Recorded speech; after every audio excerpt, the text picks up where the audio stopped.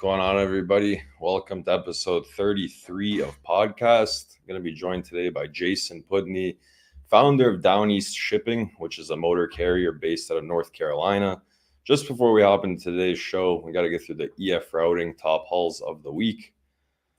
Coming in at number one, I'm going to get a dry van load from Indiana to PA, between 2.4 and 3.4 a mile. Seems very, very high. So it looks like the west to east still rising week after week. Second place is going to be pretty much the same freight. I got a PA to Mass for reefer. I'm not sure who hauled 7.7 a mile for that, but again, good job to them. And we got another reefer Maryland to Mass coming between almost $4 and $6 a mile again. As far as flatbed's concerned, we see the South still doing very well. The Alabama to Tampa honestly seems a little cheap to me, but whoever hauled that, I mean, it's not a bad load. Best loop for vans is going to start out in Houston over to Philadelphia. Then you're going to head over to Milwaukee, then to Chicago, and back to Houston. Going to get between 6.2 and 8.6 on a whole week, coming in between 1.7 and 2.4 per mile. So I guess, you got to be careful which freight you're booking, but on the high end, that's a pretty good loop. Coming in for reefer, got North Carolina to PA to Chicago, back to Philly, back to Raleigh. That's going to be 2.3 to $3 a mile on the whole loop, about a 5 days worth of work. That's a nice one. Wrapping it up with flatbed, starting out of Atlanta to Indiana, then over to Chicago to Akron and back to Atlanta. Again, 2.4 to 3.4 total on 3-4 days. If you're going to get $6,000 gross in 3-4 days, pretty solid. But let's hop into today's show with Jason. What's going on, man? Sadie. Hey, thanks for making it, man, on a short notice. I appreciate that. It's cool, man. Just fucked up my day, but, it's not a big deal, dude. Hey, man, I thought, coming on talking about freight would be something you'd enjoy, man, especially as a carrier. I'd much rather do this than what I was going to do, so... Yeah, what were you gonna do? Just try to book freight for tomorrow at more than a mile, bro? I just have some tasks I have to get done, man. I've been living in a camper all summer, and it's at a campground, and I have to go get it, right? But I don't want a pickup truck, so I have to rent a pickup truck, which I did, and now I have to go get it. But it's 4 hours away, and that's what I was going to do this afternoon. And now I'm just leaving a little bit later than I was going to. Yeah, I was about to say, you don't look like you're in a camper right now, bro. No. It was, I rent my house out during the summer, dude, for Airbnb, right? And and so I bought a sweet camper, and I parked it at a campground a few hours away. And we've just been living in it kind of back and forth. We just come back to reset the house when the campers leave, when the renters leave. And got to, you got to make ends meet when you're a motor carrier. You know what I'm saying? Yeah, I was about to say, bro, you're a carrier in this market, bro. It's just trying to Airbnb his house out and shit. Dude, that's the real, that's the reality, dude. All right, let's save the meat and potatoes of being a motor carrier. How did you get into logistics? What was your start? How did you get into this industry? Well, dude, when I was 18, I had dreadlocks. And yeah, I see that on your picture, bro. Yeah, bro. I still got them, Not all of them, but some of them. Yeah. I got that rat. I don't know if you can see it, dude. I got that rat tail dread mullet, dude. Dude, you said Theo Vaughn before the show, dude. He's looking at the real Rat King right here, dude. Yeah. No, I didn't want to get a haircut, man, when I was 18, and I was just thinking, what kind of job could I get where I just don't have to get one? And truck driver, dude. So it was just a thought when I was young, but I ended up working at a deli called Jason's Deli, if you've ever heard of it. They're big in Chicago, if you've been there. There's a bunch of locations there. I have not been, but I will definitely ask around. There's several hundred locations in the U.S., and I just, I'm 19 years old, and I worked at one of those locations, right? Just being a delivery driver or whatever. Did you want to work there because I had the same name as you? Was that the point? No, man. I didn't have a job, dude. So it was whoever was going to hire me was, I was going to work there. So yeah, I ended up talking to the guys that would come in, man. Every restaurant gets their freight delivered like a Cisco or Sigma or PFG or QCD or whatever, right? All these food service places. Jason's Deli has their own food service company, Jason's Deli Distribution. So they're not using Cisco, they're not using PFG or whatever. So the Jason's Deli freight, the truck drivers would come in and just have a hand truck, right? You just got a hand truck and you're picking up every single one of those boxes and bringing it down a ramp and putting it in the store. And so I would talk to those guys like, yo, is that a good job? Is it worth it? Like, do you guys like working there or whatever? And they're like, yeah, it's a great job. It's like, they're like, it's worth it. Was that box trucks or was that like full size trucks? That's full size, dude. That's a 53-foot reefer, dude, with full of fucking boxes. Oh, dude, it's hard work. So, because I worked at like a food place for a couple months and we had Cisco delivery, but it was like a straight box truck. That guy was there maybe 45 minutes, but 53 reefer delivery. It's nasty, dude. So you're running teams, right? Either way, dude. So I ended up going to the distribution center many times, man, because I was a delivery driver, just delivering sandwiches or catering or whatever, right? And so my manager would send me to the distribution center every so often to get whatever we were missing, like we didn't order enough Swiss cheese or some shit, right? So I'd go get paper plates and Swiss cheese and, some corned beef. And while I was there, I would talk to the distribution manager there, Steve Fix. Thanks, Steve Fix, for the opportunity. And and I just asked him, dude, I was like, yo, if I move to, it was in Charlotte, North Carolina. I was like, dude, if I move here and get my CDL, will you hire me? And he said, yeah. He was like, yeah, that's fine. So I was like, don't tell me that because I will do it. Like I will like get a loan and move here. I mean, like the hardest part about getting a CDL is like who's going to hire you with no experience. That's how most people end up at like those big named places. Yes, that's the only people that'll take them. So you solved that. You were like, yo, if this guy's going to hire me, dude, then I have an easy in. Like, I felt extremely blessed, man, because everyone I went to truck driving school, right there in Charlotte, North Carolina, and everyone's like talking to the recruiters, right? You're going to get hired at like Swift or Covenant or somewhere fucking shitty. And I was able to just skip to the front. Jason's Deli was a great company, man. They free food, first of all, right? Like you are delivering, so maybe your route has maybe like 8 delis on it, and all the ones that are open, sometimes they're closed, right? But all the ones that are open are going to feed you. So you just get a meal at every single one, and you put. I used to feed the truck driver too. He's like, yo, can I get a bagel and a coffee? I'm like, yeah, bro. Exactly, dude. Exactly.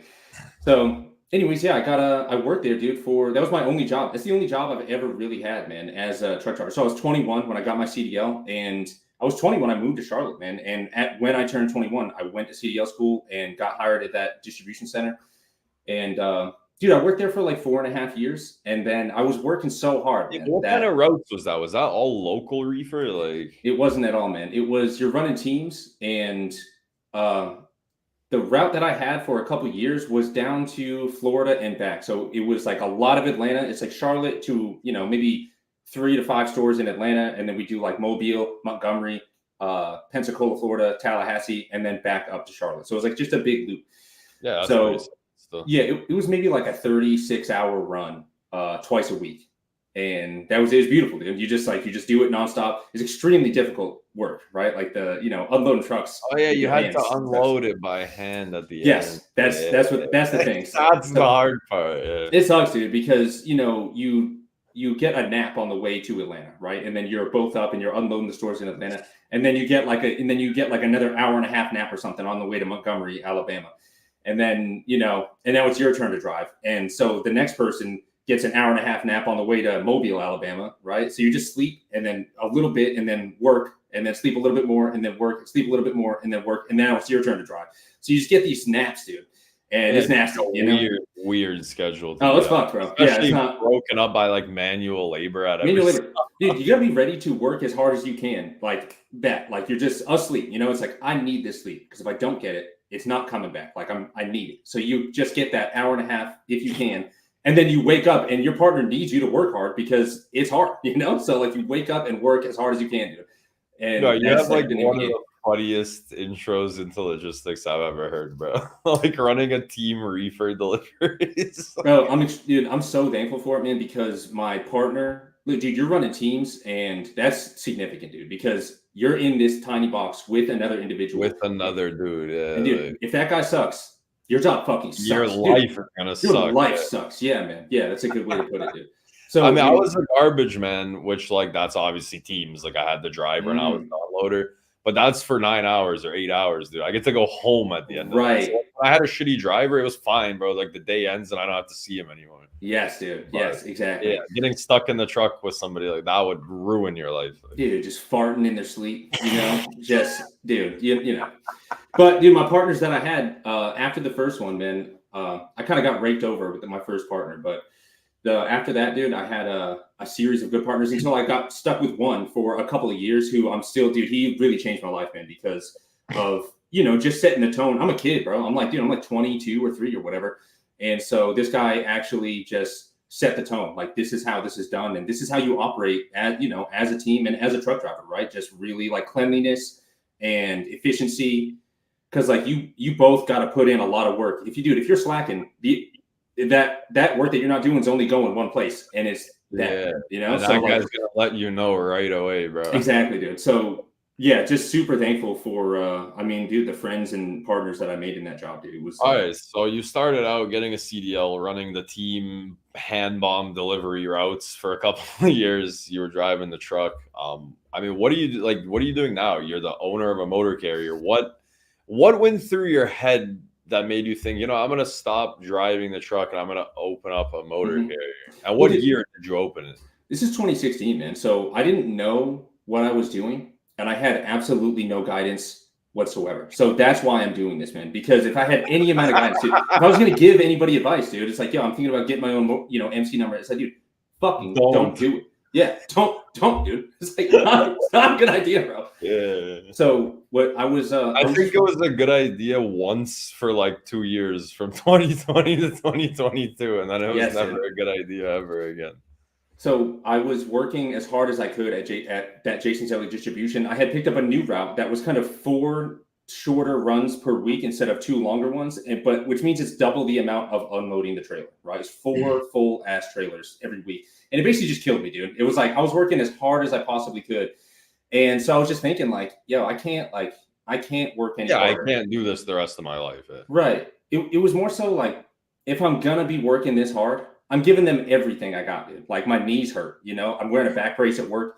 And so if I'm giving them everything that I got, I can't, like, I don't care if this Swiss cheese gets delivered, you know, like, I don't, dude, it's pastrami to the deli like the power lifter weight belt, like dude, I had like the suspenders, like where like it's like a belt, whatever, dude. It was, dude, I was in rough shape for being like 24 years old. So you're like, yo, I'm not gonna deliver Swiss cheese the rest of my life. What do I do? Yeah. So me and my friend were gonna start a Subway, right? And it kind of just fizzled out. We got probably 30% of the way through. Like a sandwich shop. You guys were gonna like make like a Subway. Like, dude, I was just looking to do anything at all. And all that happened was I had a conversation with someone in my apartment complex who was like in his fucking beautiful black F-150 towing his jet skis like on the way out. And I just was like, whatever, was talking to him for a second. I'm like, what do you do? He's like, I'm an owner-operator truck driver. And I'm like, yeah, you got time to fucking haul these jet skis around? Like, where'd you get, like, how do you have this dope shit? And so yeah, this sucked me in a little bit. I was like, dude, I already know how to truck drive. Operator. I got a brand new F-150, some jet skis.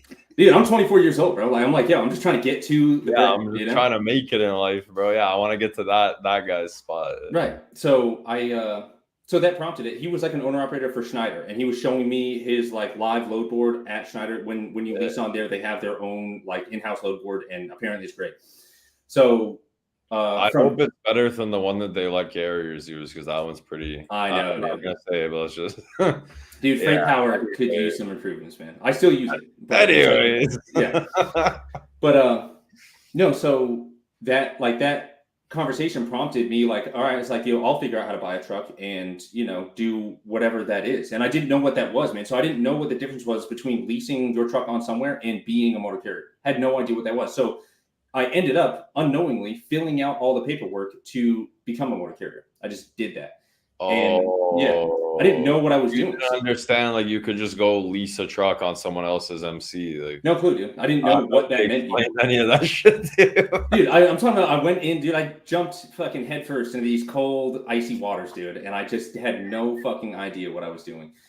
So so you were tempted by the jet skis in the new truck, and then you filled out a form to become a motor carrier.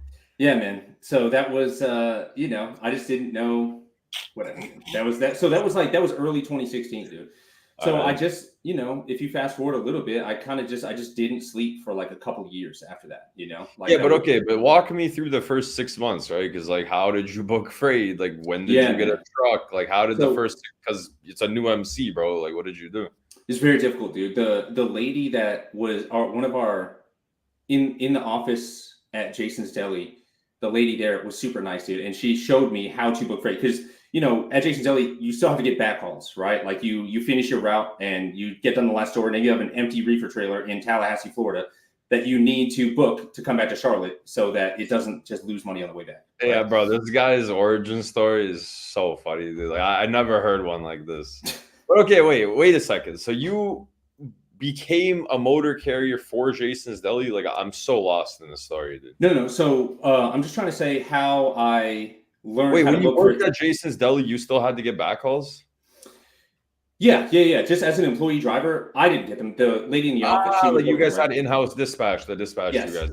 So it was every so often. It was pretty rare. Usually, we're just picking up our own product and bringing it back to the facility. So that lady showed me how to book freight. She was like, "This is how it works." She showed me what it is. I figured out the part that I missed there. Okay. Yeah. So I just got an account and started doing that, and found out that nobody wants to work with you for the first 6 months. Yeah. So, dude, I was completely saved, man, by a customer that we got early on, man. Very early on. I went and I just walked in, dude. I walked into this greenhouse. It's called Metrolina Greenhouses out of North and South Carolina.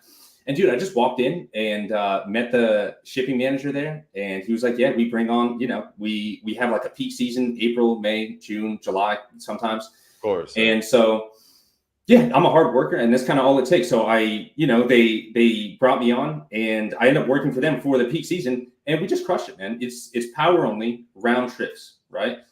You use their trailers that have lift gates, and all those carts of flowers and plants that you see at Walmart or Home Depot or Lowe's are their biggest customers. Nursery, the roll stock stuff. Yes, those things, dude. So I would, so you just deliver those, man. Answer this for me. How much dirt is actually in the trailer at the end of that load? Yeah, lots, dude. I mean, Okay, because no driver will ever give me a straight answer on that, but I used to always charge a clean out fee for those because I knew there's going to be a shit ton of dirt every time. Oh, dude, plants fall over, No, you gotta, definitely. Okay, but how did you get the truck? You bought a truck? You leased the truck? Like, where did the truck come from? Like the power unit? Yes, Select Truck right there in Charlotte, North Carolina, dude. I just bought a truck and I bought a reefer trailer too, man. You just bought the truck outright, like you were like, "Fuck." No, man. No, I had $20,000 saved up, dude. So that was all my money, right? I had worked for those years. You put $20,000 down and just like leased the rest. Yeah, I put the minimum amount possible down on that truck because I also had to buy a trailer. I bought a reefer trailer from a place also there in Charlotte. Yeah. See, honestly, the advice I would give any owner op is like, just do power only for a bit. Like, just get some money, bro. Fuck a trailer. Like, power only's tough, man. It's really tough. Yeah, I did it for a year and a half. I mean, it's a lot harder to book freight. But if you figure it out, you can make a shit ton of money, and you're moving like empty trailers a lot of the time, so you're saving your equipment. It's really nice, man. No shit. I never got that good at power only, dude. I used it a lot just in a pinch, right? Like if you're, sometimes you just need it, right? And so you would fill gaps or whatever. But I never like did it exclusively, or I did for a few months actually. But yeah, I just never got that good at it. But I mean, I never did loadouts. That was the thing with power only. I would never take empty trailers unless I was stuck. Because once you take the empty in this market, you're so screwed, bro. Because you got to find a way to get back to somewhere that they want it. And you just eventually run out of time and you have to take some shitty load. Like, it's never fun, dude. Yeah, I did quite a few loadouts, dude. Those always worked out to some extent. It's better than being stuck somewhere, right? Of course. Took a few generators, different places. They're like already on flatbeds, right? You just got to strap them down. Hook and drop, man. Yeah. So I bought that truck and I bought a reefer trailer and and then that reefer trailer just sat for like months while I was doing Metrolina. So dude, the greenhouse essentially saved me. And like how my first 6 months went, January, February, March, miserable, right? Because tons of it was just compliance. They bombard you with like so much compliance shit. You have to pass that new entrant safety audit, right? And there's kind of like an infinite amount of shit that you have to be compliant with, right? So it's really hard. I got to the point where I ended up just quitting, and I was like, I have to work, right? There's such a like long list of shit that I was like, dude, I ran out of money, like I just ran out of money. It's like, I have to work now, like whatever. It's like they needed me to do reasonable suspicion drug and alcohol training, and I was like, all right, that's the one that got me. I was like, I can't do that. I'm gonna just work now, like I ran out of time and money. So yeah, in sometime in like April, I think I got with the greenhouse. So I had fucked around on the load board a little bit, dude, just learning, right, to and from Atlanta, whatever. And when I got with the greenhouse, they ran me exclusively for a few months, right? And we did such a good job that I ended up buying another truck. Horrible mistake, horrible fucking mistake. Decision. Yeah, dude. Under the pretense, like I'm talking to the shipping manager there, and at this point, I had brought a couple friends on with me, dude. So my friends got their CDLs, and they were working with me. So now there's 3 of us and 1 truck. So I was like, I'm gonna get this second truck. Under the based on a conversation I had with the shipping manager there, asking him first, I was like, if I buy this second truck, will you run me for the season, like the short season that comes up in like September, October? They haul mums, just a different type of plant in that like later season. So he was like, yeah, we'll definitely run you. It just didn't happen, dude. Didn't happen whatsoever. So I got 2 trucks and coworkers that now we all have to figure this out, right? So from there, dude, it was man. Yeah, but at this point, you were probably able to book some freight, no? Like, I mean, yes, exactly, dude. Yeah, no, after those 6 months, man. So when that season got done, dude, in like July or whatever, I was just good. Everybody pushed me through. There's once in a while someone would need me to have like a year's worth of aging authority or whatever. And yeah. So yeah, the first 6 months, dude, I felt extremely blessed to get hooked up with that greenhouse. And otherwise, I have no idea, man. And I really don't know how people are doing it these days, because there's like these days it's way different, man. The fraud is so insane that like there's so many checks, and you're not getting through. Yeah. It's brutal. I mean, now like if you were to start a fresh MC right now, like bro, I don't know how you're doing it. Like you gotta just run freight for like people that you know in real life, because nobody's giving you freight under 6 months authority. Like right. So, I'm in the same boat, dude. Like now it has flipped a little bit where I'm not doing business with any MCs, any broker MCs that are like less than a year old, right? Yeah, of course. Yeah, same, bro. Like if you don't have credit on like the factoring is that if you're like new, like if your MC is like 1, 6, and 7 digits, like that's it, bro. Exactly. Yeah, we got burned to the tune. But okay, wait a second, just so we keep the timeline like clean here. So you grab the second truck, then you just start doing some DAT stuff, whatever, load board stuff. How did you guys like? What happened there? Like, how many trucks do you have now? I think you said like 10, 12, 15. Right now it's 18 to 20. It's 18 to 20. Like that. Okay, so how did you get from 2 to 18? Like. So how did you keep scaling this? You said the second truck was a bad purchase. How did you go from 2 to 20, bro?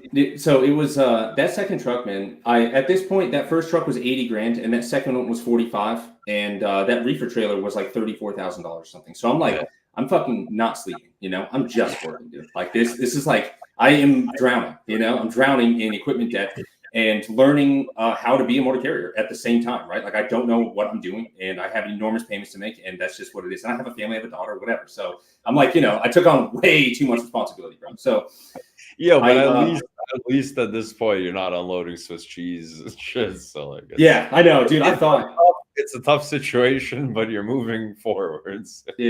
I know it doesn't feel like that sometimes, but the timeline is. I got those 2 trucks and I paid them off, dude. So Metrolina is seasonal, the greenhouse. And so I worked with them every year, dude. And every year got better and better. Just crushed it. The way the way it works, I mean, you do a great job, they use you more, right? So now this second year, I have 2 trucks and they're using us even more. In the third year, I have, there's still those 2 trucks and they're using us even more. So it took me 3 Metrolina seasons, basically. And to pay off all that equipment. So dude, I paid off like $180,000 worth of equipment in like, it was 2.5 years. It was from January 2016. Like hauling flowers, basically, plants. Yeah, for like 3 months a year, right? So the other like 9 months out of the year was just, scrambling or, short-term contracts or whatever. So, or, hauling mail or peak season UPS with Coyote or, whatever. So at what point did you decide I need a third truck? And then how? So I never did, bro. That never happened. So I ended up like quitting. So I paid that equipment off, dude, with the intention of quitting, right? I was like, I'm done. Like that was miserable. You were going to close the company after that. Yeah, I was just done, like I quit, dude. I quit. Like the equipment's paid off, dude. So I quit, I'm done. That was like, it was miserable, dude. It's very difficult. No sleep. I'm not doing it again. But my coworkers from Jason's Deli, man, they hit me up and told us, dude, do not sell these trucks to anyone else. Let me buy them. So dude, I sold my trucks to my old coworkers. They leased those same trucks onto Downeast Shipping. So now I just have no equipment. I have no trucks and just two owner operators, right? Okay. I see what you're now. I'm starting to see what you did. That's what we were just doing on the power only company. Okay. Mm-hmm. So these are, dude, these are my close. These guys are my brothers, man. They're really close. I'm really close with these guys. And so I was gonna quit or whatever. It's like, yeah, you guys just do whatever you want with Downeast Shipping, right? I quit, and then I couldn't do that, right? Because I just went through it and learned so much. I learned so fucking much over those 2.5 years. I was like, a lot of your boys just like struggle to figure it out, bro. Yes, dude. So I worked with them really closely. The idea is to help them succeed. Like, dude, I would call what I did a big success, paying off that much equipment debt in such a short time with absolutely no experience, no guidance whatsoever. Meaning, if I did it again, if I just did it for another 2.5 years, I would be rich. Whatever. So that was the idea. If I teach them what I learned in that short period of time, then hopefully they can enjoy less struggle and more, what you call control, basically control over your work and life balance. Well, yeah, your owner operator, your own boss, but actually teaching them how to succeed at it, because being an owner operator is like, everybody thinks, yo, I was a great company driver. This is going to be super chill. I'm going to pick all my freight. I'm my own boss. Bro, it's not like that. It's never like that, bro. Like, yeah, you have more control. Yeah, you're your own boss. But now that flat tire, that's your problem. And the transmission, that's your problem. And the engine, that's your problem. And when you run over a fence or something, that's also your problem. And when you tip over some freight, that's also your problem. Like, they miss all the things that the motor carrier actually has to go through when they were a company driver. They miss all of that. They don't even think about any of it. Oh, yeah. And then they get their first major breakdown and it bankrupts them, bro. Like that, I've seen that so many times, bro. The owner comes in my company, makes like $4 or $5 grand a week in this market, every single week clean, and then he has a major breakdown, 18 grand transmission. That's it, done, bro. Sells the truck, fucking out of the industry. So dude, I think the owner ops don't understand what they're really getting into. So it's good that you stayed on and helped your boys realize what they're about to get into. That was it, dude. And we were doing really well. So this was mid 2018. And we were just doing well, right? Now we know what we're doing. And so what was your role? Were you dispatch at this point? No, dude. At that point, I'm working to get away from the factoring company, right? Because it's so expensive. And I'm basically working figuring out how to, I don't know about TMS software at this point, right? I'm going from being an owner operator to now dispatching trucks. I don't know about how to have a system like that, right? This shit, and I had a rudimentary system that I made myself through spreadsheets and Google Sheets or whatever, right? And so keeping track of all my paperwork. So I was just doing I was doing it well, but inefficiently, right? Okay. And so at that time, so during that time, just these two trucks, I'm just collecting their paperwork, invoicing different customers, and then working to get away from that factoring company, which means getting big lines of credit, dealing with credit applications, filling out more applications for places like Bowman, Leasing, and Hale Trailer, and Ryder, and Penske for things like breakdowns or whatever. Just doing peripheral shit, right? So not the most random shit that'll help you. Yes, dude. Yeah. So I wasn't so much dispatching, dude, because those guys, we learned together how to do that, right? So I would help them out in a pinch. That if they're whatever, if they've been up for 24 hours or some shit, it's yo, can you help me find a load from Indiana back to wherever? It's yeah, I'll help you. So a little bit of that. Hauling most of your freight from, were you doing any customer stuff, or was this mostly through the load boards? Good question, dude. Back in 2018, I can't remember, dude. I'd have to go look. It was probably trucks are moving, bro. That's the important part. Yeah, Metrolina never went away. So every year we have that one customer. You kept going through the greenhouse stuff every season. Every season, dude. We still do, man. This last season was our biggest season with them, man. We had 7 trucks. Still with them, bro. No way. Yeah. Oh, dude. We never, dude. They love us, dude. Because they're working with individual owner operators, and these guys, don't give a fuck. Some of them are crazy, dude. Tipping over flower carts. They don't give a shit about safety. What communication sucks. Downeast Shipping is really good with this type of thing, dude. Just the training alone. They don't need, dude. Michelin does not train you how to do this, dude. They just send you out there. So we train. Figure that shit out, bro. I know, dude. Don't break them. So we train everybody, and it's not even, dude. It's just a minimum required amount, right? On my assumption now that I'm pretty sure I understand what you do before you say it. So you're basically just leasing on owner ops with their own trucks at this point. Yeah, almost, dude. We do have 6 company trucks and maybe 12 or 13 owner operators, but the company trucks are leased from Ryder. So they're just like longer term lease units that we don't own. So Downeast Shipping doesn't own anything, right? We leased our company trucks from Ryder and we leased on owner operator trucks. So yeah. Yeah, that's it. Yeah, no, like that's the system that we use too. Like in the end, I mean, we had 1 or 2 trucks, but in my year and a half with that power only company, one of the engines blew up, one of them some other engine issues. So then we ended up being basically just like, it's technically a dispatch service. The only difference is that we have an MC number, right? Like you sign on to our company, you use our MC, and we're basically just dispatching the trucks at that point. Yes, dude. So Downeast Shipping is similar to that, man. So the owner operators that lease on here. Right, but we don't dispatch anybody, right? Like nobody. Yeah. Okay, I want to get into that. So that's something that you guys do very different, and it's very rare, dude. If you want to take us through how the dispatch works over there.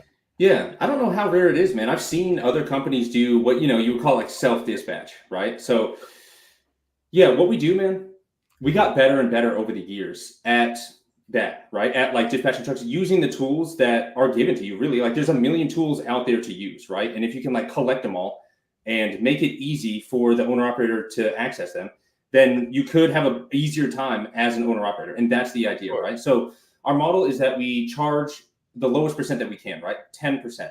The owner operator keeps 90% of the revenue. Downeast Shipping keeps 10%, and we hit you up. We hit you with a company phone number and email, right? So it would be like a.bates@downeastshipping.com, right? Yeah, and we use that information to create you an Uber Freight account and a Coyote Go account, right? A Transfix account, a Freight Power account. Everything that you would set up a new dispatcher with, you just So that's what we do, man. We make a shitload of accounts for you, right? There's like, all of them. There's like 13 of them or something, right? Right. So, and we send you an iPad that is managed by me. So we have like just remotely managed tablets where I can just shoot. If there's a new tool, I can shoot it over to your iPad, right? I don't have to like give you instructions or whatever. And with the phone system that we have, it's integrated with the iPad. So there's really quick like training. Yeah. What phone system do you guys use? It's called Dialpad. Yeah, I've used Ring Central and Dialpad and Nextiva. Dialpad's honestly like, I like Ring Central for some reason way more than anything, but Dialpad is like the closest second I've ever had because Nextiva, bro, was brutal. Really? But Dialpad's awesome. That's just great. Dude, I'm coming from zero. I have no idea how to I had to do this myself. Not easy for me to set up like an enterprise phone system. Like I don't know how to do it. So I just went with like whoever was going to help me. Dialpad was there. And it's actually, we use T-Mobile as like the data service for all the tablets, and Dialpad is somehow associated with T-Mobile. I don't know how, but that's internet phones are such a good thing these days, man. Click to call, like I don't know who's punching in numbers one at a time in 2024. I think it's like old school. I mean, like Dialpad, Ring Central, like giving that to the truck driver, he can just click on a number, it starts ringing. Like that makes sense, right? It is, dude. And you have a company directory in Dialpad, right? So you can you click on directory and you see everybody. It's just automatic, right? If you're in our company, then you have everybody at Downeast Shipping's phone number. I mean, dude, I got to make a poll about this tomorrow because I think self-dispatch is very rare. I mean, I'm interested now to see how rare it is. But I mean, how's that going for you guys? Like, obviously, I mean, I had it too on brokerage where some owner ops were calling me like, "Yeah, I self-dispatch," and those guys were awesome. I was like, "That's cool," because that guy's in the truck. He's it's a really good system. But how do you guys kind of vet people, right? Because I'm sure you have some like crazy people self-dispatch.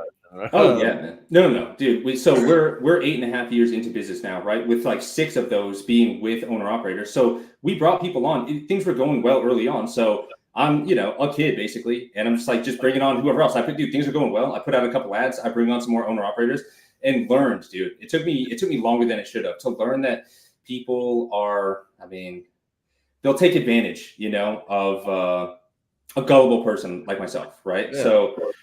Yeah. So it just, we didn't vet anybody early on, right? It's like, I meet them in person or have like a phone call or whatever. And it's like, yeah, this guy seems reasonable. Yeah, this guy's awesome, dude. 7 days later, he's like, I'm not delivering this load, bro. Yes, dude. So, dude, all that has been solved, man. The thing that I'm most proud of is the team that we have, dude, because it took a lot of, dude. So our system currently is like, maybe you'll get 30 phone calls, right? And our Shelby will in our office will basically do like a screening phone call, right? So she'll get 30 phone calls and screen like, I don't know, 26 of them out. And then you get 4 people that are like just not shitheads that like obviously there's a lot of obvious no's, right? It's just no. Like everybody's a no, right? Everybody's a no. The 4 people that get through will have a conversation with me 5 or 10 minutes and then see if we're even a good match, right? Like I'll explain what I'm explaining right now, how our system works. Does this even sound interesting to you, right? Are you willing to learn how to run your own business completely autonomously, right? And so, a lot of people are not into that, right? It's not a good fit for a lot of people. So you'll end up with like 1 or 2 people out of like 30 phone calls.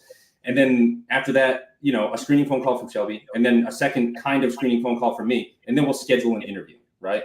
With an actual formal interview with questions that I need answers to, dude. What are your, what are your strategies when it comes to trip planning? What's your knowledge of the hours of service regulations? Walk me through them, tell me what the rules are so that I know that you know them, So dude, you would be really surprised.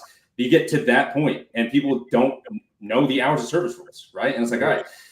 I'm not surprised at all, man. Every company I've worked in has an ELD department that helps the driver. Like there's a lot of truck drivers that just, they have a dispatcher, they have a fleet maintenance guy, they have, hours of service department. Yeah. I mean, a lot of drivers just drive the truck, dude. If they have an issue, they just call somebody. Like it doesn't surprise me though. So it's not like that here, dude. If you're working here, you're basically doing everything on your own. Like you have to learn a lot. Yeah, like if nothing else, even if you don't succeed, you will have learned a shitload by working here because the standards are high, right? So like you have to know, you got to know, dude, how to use split sleeper, right? You got to know that, dude. You can't make any money if you don't know how to use, if you don't know the split sleeper rules, right?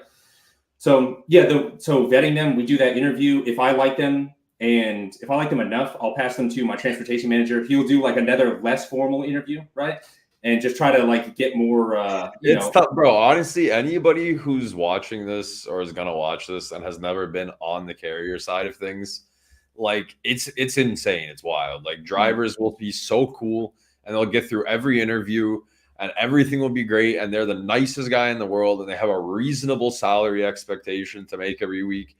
And then on the second load, it's a Tanu and they just start like cussing at you. And they're like, I'm quitting. I'm leaving your trailer here. Like, I'm going to come shoot you, bro, out of your house. Like, dude, how many times does that happen on the carrier side? I can't even know anymore, dude. Yeah. No, we've certainly got them. And the thing is, like, having worked with just, dozens and dozens of people, that you start to get like, you get a vibe off. Yeah. It's like you can just sense these things. Like exactly. They'll say something or they'll like act a certain way or like body language. Or it's like, I've worked with this motherfucker before. I know who this guy is, and that's like it's voodoo, right? And that's probably a little bit offensive to say shit like that, but because you're letting your bias take over, right? Because of someone else that's not them, how someone else has behaved, they're behaving similar to someone else, and that's like it's not fair to do that, but. It's not fair to do that, to be honest, but like if you've gone through enough like losing money, because that's the whole thing. Hiring drivers is a huge cost. So you got to do drug tests and this and this and that. And there is a cost for a carrier to hire drivers. So dude, a lot of the cost is just time. Like what I'm explaining, we're not even done the vetting process, right? Like it's like it takes a lot of fucking time. Dude, the 30 screening phone calls is a lot of fucking time. And then the interview is each one's between 30 and 45 minutes. And then you say no after the interview, right? Like you say no to 3 out of 4 of those interviews, you get to one guy, right? Or girl. I know, bro. I know. I've been there. I was doing it. I know. Yes. I mean, let's get into the carrier thing now. So you're basically running mostly the owner ops, and then you have some company trucks. But let's get into I mean, this is a crazy question. Like in the past 2.5 years, like how is your life going, dude, as a carrier? Like well, dude, I gave up on making money. Like, wait, wait. Just before I get there, I'm screwing up the timeline again. How was the good period for you? Were you like enjoying that, like the 2021 kind of era? I mean, were you guys killing it then? Yeah, everybody was, right? Everybody was. It was okay. Yeah, I mean, we were profitable. I was working remote, right? I had moved to Michigan from North Carolina because my wife was going to school up there. She got into a grad program up there in Michigan State, right? So that took 3 years. And so I was just running it remote up there, bringing on owner operators, going back down to North Carolina every so often. And it was reasonable, dude. I'm not very greedy. Like I'm not really in it for money. I'm more interested in, man, it's weird to say, but like I like process. I like figuring out complex shit, right? And there's like no shortage of that type of thing in logistics, right? So especially as the owner of a carrier company, like right, yeah. So I wasn't. I don't know. We were getting money, but it wasn't like it's not anything crazy, right? I think we might have had like a dozen trucks at the time. People $25 a mile and shit. You guys were right, probably normal people. Well, they're self-dispatch, so whatever they're gonna get, dude, we get 10%. Yeah, bro. We didn't. I didn't, dude. Me as a carrier, you don't own like your own truck that you're dispatching, that you're profiting off fully. I didn't make that much money, man, because I'm getting 10% of what everybody else is getting. So it's like it's not that much. Carrier dispatch percent, this kind of thing. Yep. So during that time, I hired like. How has the past 2.5 years been? I mean. Yeah. So, dude, I just, I gave up on money completely, right? The money's gone, dude. There's no money, right? There's no, dude, all it's about, dude, is the miles at this point, like, dude, if you got miles, I want them, like, give us the miles and I'm happy, dude, because that money is like it's not even an afterthought, dude. It's not there. There is none. So it's been, but dude, at the same time, I just, like I said a second ago, I'm not super greedy, and it does hurt. Right? Like it hurts losing money, dude. Like it hurts my feelings, like we lose money, bro, on like a weekly basis. Yeah. Like we're not profitable, dude. It's like, it does hurt. So that's my current challenge right now, man. The biggest challenge is getting to profitability. That these trucks, dude, it's mostly the company trucks, right? The owner operators are trained and it's up to them. I'm not forcing them to do anything. If they want to revenue $2,000 in a week, they can do that. If they want to revenue $6,000 or $8,000 in a week, they can do that too. So if they're making plenty of money or not, I don't try to push them in any direction, right? Like the honesty with owner ops, man. Like you can bring the horse to water. It's up to them, bro. Like I stopped trying to push the owner ops to listen to me. Like I think, oh, this load makes way more sense. Like I don't care. I want this load. I'm like, oh, yeah, you know what, bro? Like I'll book. I don't care anymore. Yes, dude. Exactly. Whatever you want to do. You want to go home. You want to work 2 days a week, bro. Be my guest. I don't care. Dude, you're speaking my exact language, dude. I stopped trying to force a situation a long time ago. I was like, dude, you can make money if you do this. It makes sense to do this. Like, what about this? It makes sense. You'll have way more money. They're like, I don't know. That's somebody said that to me a long time ago. Like, don't try to understand an owner op because like it's like you'll never figure it out, dude. Dude, listen to this one. We use the NASTC fuel card. If you've heard of it, it's as far as I know, it's the best fuel card, right? It's just you save the most money. Apparently by a lot. Dude, currently, like up to this point this year, I think it's like 63 or 69 cents a gallon on average. So sometimes you're saving $1 a gallon, sometimes you're saving 30 cents a gallon. On average, so far this year, 7 months in, we are saving like 60 something cents a gallon. Every gallon that we use. Me that somebody didn't want your fuel card? No, dude. What they do is just fuel up at places that don't give us a discount, right? So there's specific places that give us a discount, and there's an app on your iPad that tells you exactly where. It's like you pull it up. It looks like Google Maps. It just has pins showing you where you can get a discounted fuel, and they'll just fuel up anywhere else. Anywhere. It's like, no, man, I like fueling up at Pilot. I'm like, dude, you're burning money. Like it's like 60 cents a gallon. You're losing 100 gallons. You're losing $60. So yeah, I just stopped. I stopped, dude. I completely stopped because I would have meetings with these guys of like, look at your fuel statement. This is how much money you lost this week, just this week, by not fueling up within network. If you fuel up at a network, you're burning this much money. And after a bunch of those, I was like, why am I doing this, dude? They don't give a fuck, like burn your money, dude. I don't care anymore. You have some of the best drivers. I've met some guys in real life. Like you have lifelong friends that you meet through, owner ops.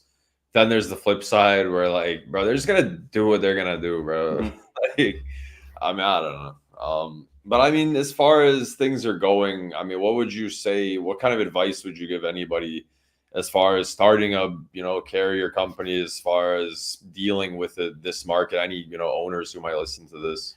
Yeah. Advice for a motor carrier, dude. Besides don't do it, right? I don't want to just be like super negative. You should not do it. But if you have to do it, right? Whatever, you're just driven to do this.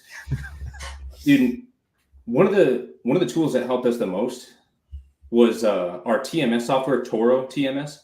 And it's very easy to use, and it makes it what made a huge difference was the dispatch calendar, so that you can view a calendar of your trucks and the loads show up on the calendar, and you just move them around the trucks to make them as efficient as possible. So what is helping us right now is that software by maximizing each trucks. We have 6 company trucks, but we have 7 company drivers.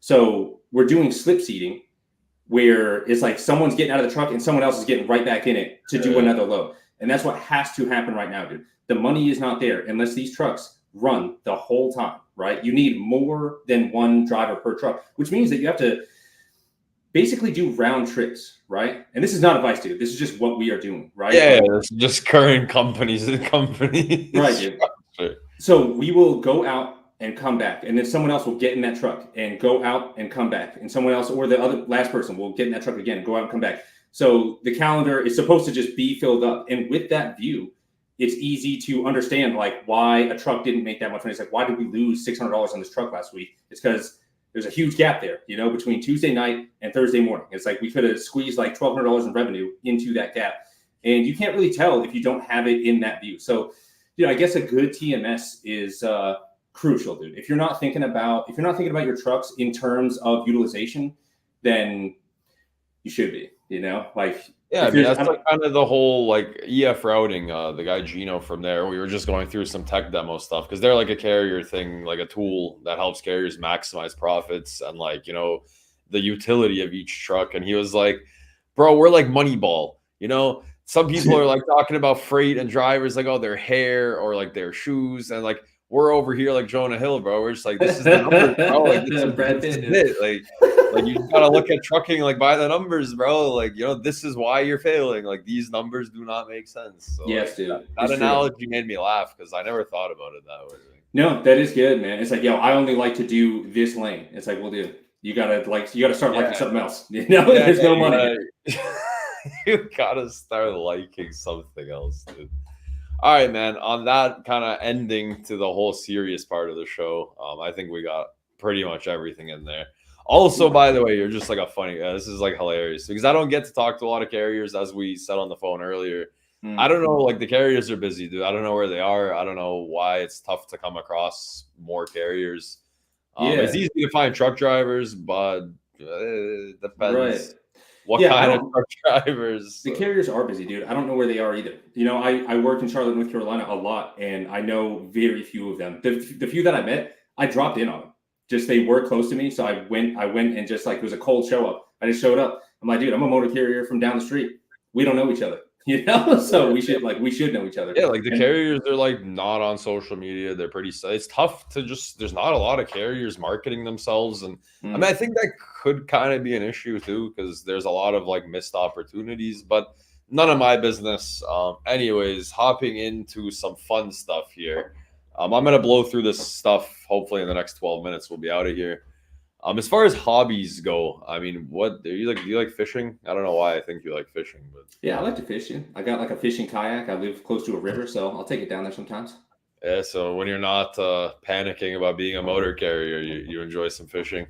I enjoy fishing, dude. I play a lot of piano. Piano, wow, okay. Piano, yeah. And I've been playing a lot of Dr. Mario. Trying to, I've been training, dude.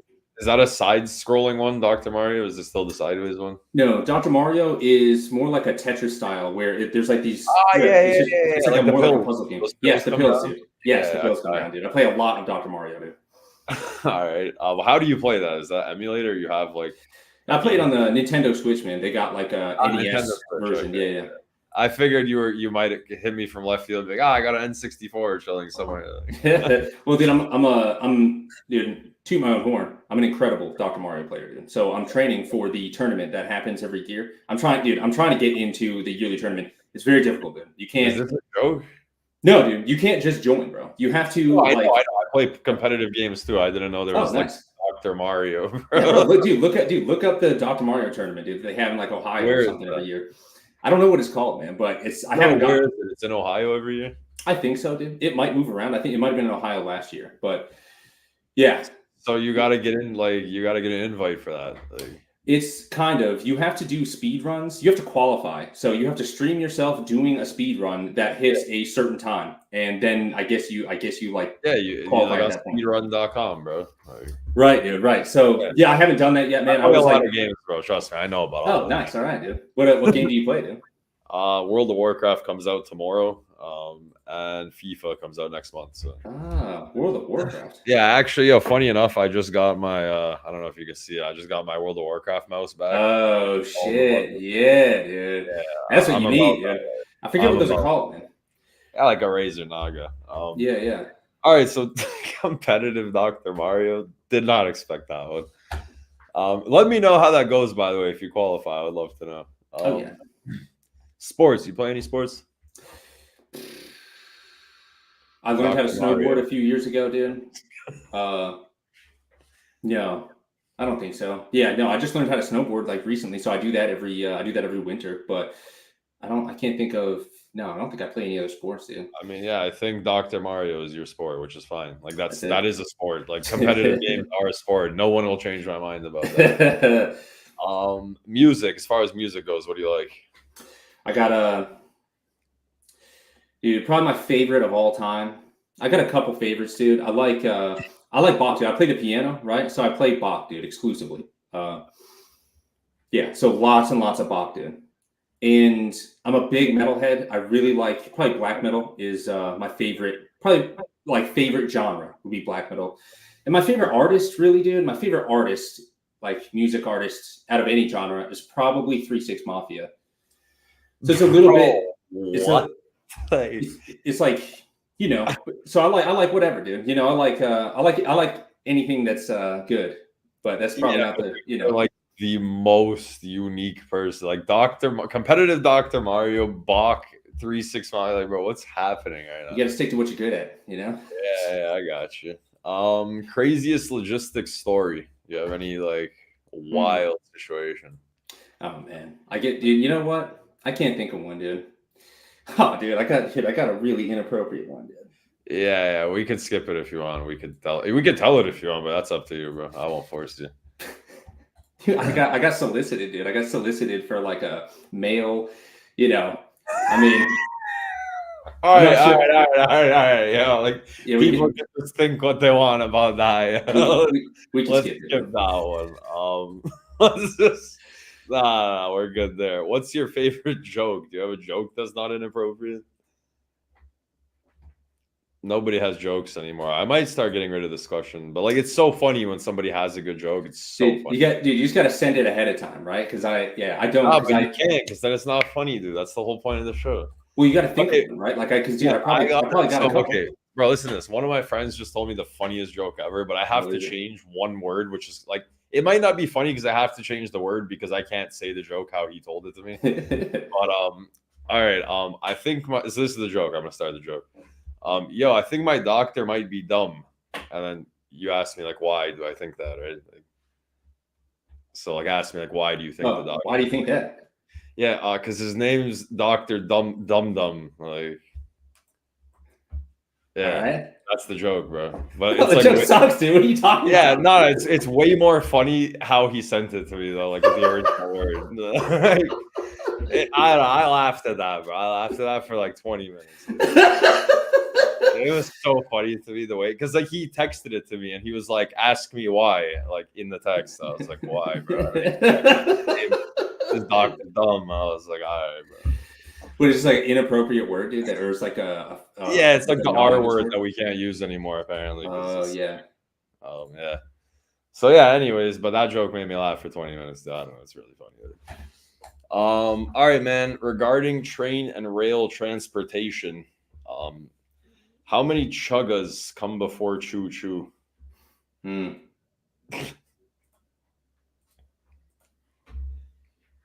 4. Wait, yeah, 4. 4. Yeah. I mean, you're a music guy, and actually somebody sent me a video about this from a musician who broke it down into like musical notes. Yeah. And he said the right answer is any division of 2 or 3. So like 2, 4, 6, 8, or like no, he said any division of 2, but no divisions of 3. So right, 2, right. 6. So he's talking about like musical like notation, like like he set it up like in musical notes on the piano, and he was like divisions of 3 do not make any sense. The real answer is 8, but I also think it's 4, so we're in the same boat. All right, man. The absolute final question of today's show. I don't know if you've ever seen it. I mean, I think you haven't because you said you don't really watch the show too much. Chicken Wing Choices, sponsored by Fair Trade Workforce, founder Vince Gonzalez. So regarding chicken wings, you like drums or flats? Dude, I was a drum guy when I was younger, like as a kid, right? But more recently, it's both, man. I really like them both, dude. There's no real preference. Yeah, I'll take both. Okay. I mean, usually I make people pick, but like your answer makes sense because you used to like honestly, yeah, it doesn't matter to you. So. Ranch or blue cheese, but you have to pick one of those for dipping sauce. Dude, I'll take blue cheese. I mean, just recently I've been taking blue cheese. I eat chicken wings, dude. So, like when they ask, I say blue cheese. I've been a ranch guy. I like that too. But just more like you're asking now, more like if you were gonna ask me if you put some wings in front of me and you're gonna ask me that right now, I'd be like blue cheese. Yeah, I love blue cheese too. And finally, breaded or non-breaded?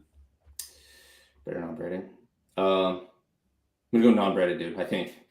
Fuck, bro, you were so close, dude. It's supposed to be drums, blue cheese, breaded. You were so. You had drums, you had blue cheese. Just that's your preference? Yeah, I mean that's the correct answer.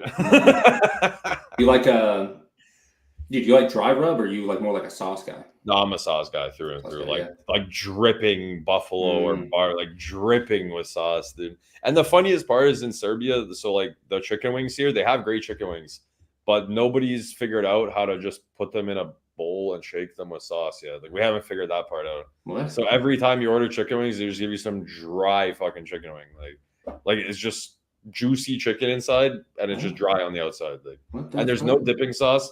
And there's no carrot, and there's no celery, and there's stop, dude. Wait. There's no sauce for chicken wings. They just hand you a plate of 10 breaded and fried chicken wings, completely dry with no dipping sauces or anything.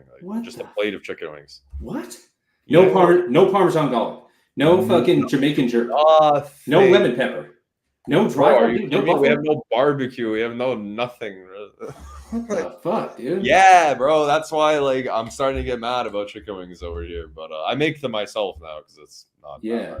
So are you gonna stay there? You think, or is that like that like the straw that Yeah, I mean, bro, I have like my grandparents over here, so I'm like just kind of chilling with them, chilling with family. Right on.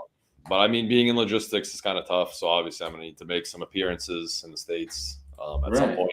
Oh, cool. Find some customers, maybe to come see you, and maybe to come play some Dr. Mario. Yeah, man. Let's do it. All right, man. I appreciate your time. Thank you again, and good luck with the rest of your day with your towing experience. I gotta go, dude. All right, man. Take it easy. Appreciate it. Definitely. Thanks so much, man. Nice meeting you. And that's it for episode 33. Jason Putney, founder of Downeast Shipping Motor Carrier. Absolutely hilarious guy. If you need some freight moved, give him a shout. And that's it for today.